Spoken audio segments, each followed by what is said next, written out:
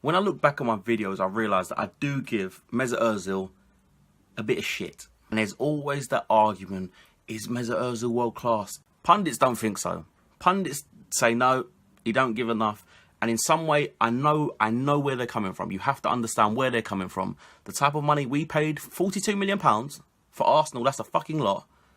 You expect more. I don't know, people talk about his assists and stuff, and his assist record's excellent, his chance creation is excellent. But there's more. You need more. For me, Kevin De Bruyne is the best number 10 in the league. He may be the best player in the league because he can impact any game. Not just the small games, the big games. He can impact it from the right, from the left, from attacking midfield, from centre midfield. He's effective in all those positions. You play Mesut Özil out of position, you don't see him. You play him fucking in position in some games and you don't see him. You can't say that's the case with De Bruyne. Obviously, everyone has off games here and there. But more often than not, Kevin De Bruyne, he can do everything. To me, I remember seeing Mesut Özil when he played for Werder Bremen and then moving to Real Madrid, obviously. It seems like he plays differently. Back then, you would see he would really try to dribble. He would really try to run at people. Now, he just passes. I do give him shit. I give him a lot of shit, Mesut Özil. But to me, when you have that price tag, £42 million, you're a World Cup winner, you're meant to be one of the leaders in this team. As far as talent goes, he's up there. But there's one thing that he don't play with. He don't play with that. He don't play with heart. He don't play with fight. And to me, there's no excuse for that. We have seen smaller players come over to the Premier League. Santi Cazorla, for example, Juan Mata, David Silva. None of them are taller, stronger, or faster than Mesut Özil. So the physical side of it is not an excuse. It's his mental side and his willingness to fucking fight. And that's something you can't buy. The player either has it or he doesn't. It's not something that you can coach. And I don't think that Mesut Özil has that. He's never had that. He's not that kind of player. I think if you was to put him in PSG's team, people would say he would be the best player in Ligue 1. They would say he would be the best player for the simple reason he would be playing number 10. Look at the players he would have behind him. Blaise Matuidi, Krejcioviak, Thiago Motta, Rabiot, Verratti even. Verratti's only, 5'4", but he has a dog in him. He has a heart of a fucking lion. He gets about. If he was to have them players behind him, being like the fighters in the team, people would say he'd be the best player in that league. It would help that they would win the league every season pretty much anyway. So winners always get put on that pedestal. But he would look a lot better in that league. But you need more. He's our record signing. And maybe it's just my high expectations. When we first got him, I was ecstatic. Even a year and a half ago, I was still on the Özil bandwagon that this guy, I couldn't believe he played for Arsenal. I could not believe he played for Arsenal. But when the going gets tough, Mesut disappears. My main problem with Özil is we didn't get a certain player back because Arsene Wenger believed in this guy. Arsene Wenger believed in Mesut Özil and we did not bring back my favourite player. Well, he was my favourite player, Fabregas. It hurts watching him play for fucking Chelsea. Seriously, to me, he's the last actual captain we had. Van Persie, he was our best player. He wasn't a captain, he was just our best player. Vermaelen, not a captain. Mertesacker Koscielny, not a captain. Theo Walcott, definitely not a captain. Fabregas was a fucking captain. And again, Fabregas isn't faster or stronger or physically more intimidating than Mesut Özil, but he fought with that. He fought with heart. He fought with fucking heart and fire. And you, like I said, you can't teach that. You can't teach that. He'd lead you into the fucking battle.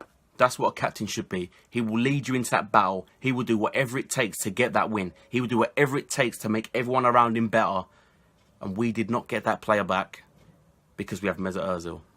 £30 million, we should have got him back. And Arsene Wenger said, we already have a stacked midfield. Our midfield at the time was fucking Flamini, Arteta, Rosicky. All three of them injured. All three of them not good enough at the time. Ramsey, always injured. Not better than Fabregas. Jack Wilshere was always injured. Not better than Fabregas. Mesut Özil is not better than Fabregas. I do not care what anyone says because he plays with that heart and that desire that Mesut Özil doesn't. And that is the reason I would have Fabregas over Özil all fucking day. Fabregas scored a fucking penalty with a broken leg. Would Mesut Özil do that? No, he fucking wouldn't. I remember Aston Villa at home. Fabregas had a dodgy hamstring. He knew he couldn't play the whole game, so he come on the second half. He scored 2 goals, won us the game, and injured himself doing it. But he fucking had that drive to say, you know what, I can impact this game. I'm a captain. I'm going to fucking lead by example. He come on, he scored 2 goals, he won us the game. All right, he injured himself, but can you see Mesut Özil doing that? No. When he gets the fucking sniffles, he's not even on the bench. I hold him to such high standards for that very reason, that we did not bring back Fabregas. We did not bring back... People say we don't have a captain. We would have been bringing back a captain. And it kills me, he's there sitting on their fucking bench when he could be starting for us, leading us. And that fucks me off. So that's why I hold Özil to such high standards. And he should be held to such high standards. As people say, World Cup winner, massive price tag, our record fee. Before him, our record fee was like a Xavi and Cazorla, like 15, 16 million. You know, 42 million is a hell of a lot for Arsenal. To other teams, no, but for us, that is a hell of a lot of money. And you expect him to turn up in big games. Everyone don't turn up in every single big game. But I don't expect to see a £42 million player fucking hiding. Which is what Özil does. He hides. When the going gets tough, he hides. He looks busy. He'll come deep. He'll pick up the ball. He'll look busy. Mesut, you are not impacting the game on the fucking halfway line. You're not impacting the game picking up the ball from our centre-backs. That is not impacting the game. He tries to look busy, but to me, that is just hiding. It's hiding. All he's been doing lately is passing the ball to Alexis Sanchez and praying for dear heaven that he manages to pull something out of his arse and fucking score, or put in a great cross and we somehow score and win the game. That is all Mesut Özil has been doing through this shit run. The technical side of it is excellent. I don't think I've seen a player as much as Mesut Özil use his body and feint so much to beat a defender. He doesn't do step overs, he didn't have tricks. The technical side of the game, one of the best passers you're ever going to see. His vision is almost second to none, I would say, in the world. I'm not bothered about the technical side of stuff. He has the technical side of stuff. It's the physical side of football, the mental side of football, that I don't think he has. He doesn't have, well, not in the Premier League anyway, he doesn't have it. And I don't like saying that because he is a good player. And going back to the technical side of stuff, that goal against Ludogorets, an ordinary player don't score goals like that. The technique involved, the composure involved, the calmness involved to score a goal like that, to put defenders on their arse and literally walk it into the net. Ordinary players don't score that. It's not a 30-yard screamer where any old average Joe can score. There's a fluke. You get fucking Lee Cattermole scoring a fucking 30-yarder once in his life. There's pure technique and ability involved with that goal. He has it. We know he has it. But he just does not have that drive to take a game over.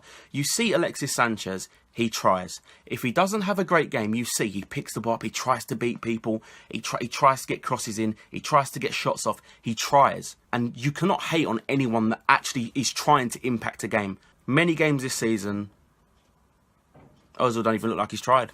And that's not acceptable. But coming from Real Madrid with the big reputation, you can't hide on the football pitch. You cannot hide, especially not in the Premier League. You will be found out. I don't think teams are scared of Mesut Özil. They'll look at Sanchez and say, fuck me, he's on fire. I don't want him running at us today. Kevin De Bruyne is on fire. I don't want him running at us today neither. Mesut Özil, I think people go, we're stronger than him. He ain't going to have a shot. You know, he don't really shoot. He's going to look to pass. We've got him in our back pocket. I think that's what other teams will think looking at Mesut Özil. And he's come out that apparently he said, like, oh yeah, I want to sign a new contract, but we need reinforcements, we need more players. For a start, you sort your own fucking game out and you start turning up. If he was turning up and we were still losing and no one else is doing anything, he would have a point. For me, half a season he ain't done anything. Reinforcements, fuck the reinforcements, sort your own game out. You know what I mean? Same with Pires this season. You remember how good he was last season? And this season, West Ham were doing shit. And Pires was doing nothing. But he wanted to move to a bigger team. But he wasn't doing anything. It's not like he was doing his best. He scored 10 goals, 10 assists. He's trying to drag the team, but it's just not happening. The people aren't on his level. He didn't do nothing. And he wanted to move, and he got his move in the end, didn't he? If Sanchez made that claim, you know what, we need more, I'll accept it. He's leading us in goals and assists this season, and he fucking works his arse off, and he earns his money. Mesut Özil does not earn his money. And this is another video, just sounds like I hate Mesut Özil. I don't. It just frustrates me that a player who is technically that good don't have the fucking fight and drive behind him to be a world beater. That's what fucks me off. When you're watching every minute of every game and you look at him and he don't look like he's putting in that effort. And by effort, I don't mean the fact that he's running around like a fucking headless chicken. That's not what I mean by effort. But things like jumping out of tackles. It's a 50-50, he just bottles it. It's that kind of effort I'm talking about. He runs around. People say, oh, he's lazy. He covers ground. He fucking gets about, Mesut Özil. He runs a lot in a game. But it's them other little things on the defensive side. He'd be falling over it and looking for a free kick instead of holding the ball. Hold the ball, help your team out, help your defence, get forward, hold the fucking ball. No, he'll just fall over, the ref won't give a free kick, all of a sudden, we're under pressure again. It's that kind of effort that I'm talking about. So is he a misunderstood genius or is he a waste of money? Everyone has their own opinions when it comes to sport, and I think that's why it's the best thing in the world. There could be all this shit going on in the world. You could whack a game of football on. You could be sitting there with people you don't know. By the end of the night, you're having a conversation with them about football. And that's excellent. But Mesut Özil divides opinions more than fucking any other player I've ever known, I think. You got pundits that think he's a world beater. Pundits that think he's average. You got fans that think he's average. You got fans that think he's a world beater. It's just, there's no in between. But to me, he's that in between category. I don't think he's an out and out superstar.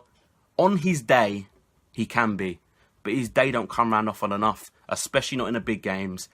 And when you're a big player, that's when you should be judged. The big moments, the big games, that's when you should be judged. And that's why I'll always expect more from Mesut Özil. Because when it's come to the crunch, not seen enough. Not seen enough. But yeah, what do you think? Is Mesut Özil, is he world class? Is he Arsenal's best player? Is he the best player in the Premier League? No. You haven't got to answer that last question. I know the answer's no, but still, you know what I mean? I'm trying to make a video here. On to Middlesbrough, Monday night. Not looking forward to it. We have to make a statement. You know what? I think that them players are happy that this game is not at home. I think that they're happy because if they was at home, if we was to let in a go in early, it's going to get toxic in that stadium. And people always say, the Emirates is a fucking library. They don't create no atmosphere. We can fucking create a bad atmosphere, I'll tell you that. But yeah, just get the win, get over the line, get a decent performance in. Because I'm not liking what's coming up. You know, we've got Leicester who's picked up a bit of form. Tottenham at White Hart Lane. United at home. Everton at home. We've got fucking horrible games coming up, and this is the type of game, if it goes tits up now, then we are fucked for the rest of the running. But yeah, hope you enjoyed. Like if you did. Subscribe for more bullshit about Arsenal. I like chatting shit, as you probably noticed. Anyway, peace.